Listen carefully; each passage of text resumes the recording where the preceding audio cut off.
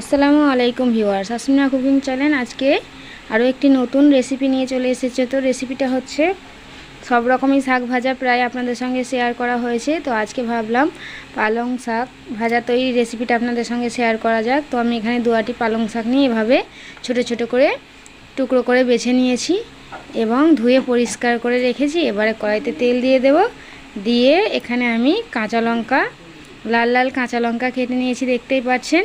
তেলে দিয়ে দেবো, ঝালটা কিছুক্ষণ নেড়ে চেড়ে নেব। যখন দেখব যে ভাজা ভাজা হয়ে আসছে তখনই আমি পেঁয়াজ কুচি দিয়ে দেবো। একটু বেশি পেঁয়াজ দেবেন ভাজাতে, তখন দেখবেন খেতে ভালো লাগবে, সুন্দর টেস্ট আসবে পেঁয়াজের কারণে।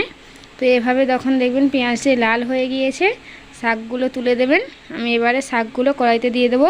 কড়াইতে দেখুন পুরো কড়াই ভর্তি শাক হয়েছে, শাকগুলো এক্ষুনি কমে যাবে দেখবেন। তো শাকের উপরে লবণ ছিটিয়ে দিলাম এবং কিছুটা পরিমাণ হলুদ গুঁড়ো দিয়ে দিলাম। যেহেতু কাঁচা লঙ্কা অনেকটাই দিয়েছি তাই আর লঙ্কা গুঁড়ো দেবো না। তো দেখুন বন্ধুরা, লবণটা দেওয়ার কারণে শাকটা কত সুন্দরভাবে কমে একটুকু হয়ে গিয়েছে এবং জল ছাড়তে শুরু করেছে। এইভাবে জলটা শুকিয়ে নেবেন, দেখবেন তাড়াতাড়ি ভাজাটা হয়ে যাবে। তো দেখুন বন্ধুরা, জল শুকাতে শুকাতে শাক ভাজাটা পুরো পারফেক্টভাবে হয়ে যাবে, কালারটাও সুন্দর লাগবে দেখতে। তো দেখুন বন্ধুরা, শাক ভাজাটা কত সুন্দরভাবে হয়ে গেল। 5 থেকে 6 মিনিটের মধ্যেই এরকম শাক ভাজা আপনার বাড়িতে তৈরি করে নিতে পারবেন। তো বন্ধুরা, ভিডিওটি যদি ভালো লেগে থাকে লাইক, কমেন্ট, শেয়ার এবং অবশ্যই করে সাবস্ক্রাইব করে দেবেন।